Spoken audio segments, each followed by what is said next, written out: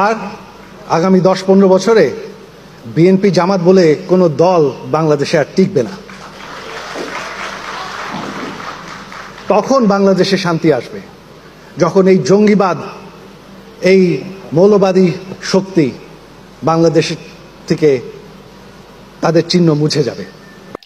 কিন্তু মামা, ইতিহাসটা অন্য কথা বলে।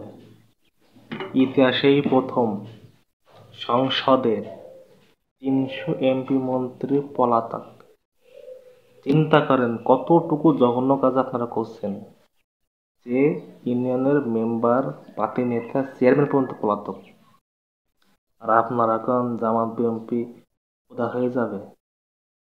মামার বাড়ি মা পাইছেন, করে খেয়ে ফেললেন। নমরুদ থেকে নাই, আবু জাহেল থেকে নাই, ফিরআউন থেকে নাই। আর আপনি তো মাত্র স্বৈরাচারের ছেলে ছিলেন। কথা হিসাব করে বলার দরকার। হকের পতন নাই, আর সত্যর হার নাই।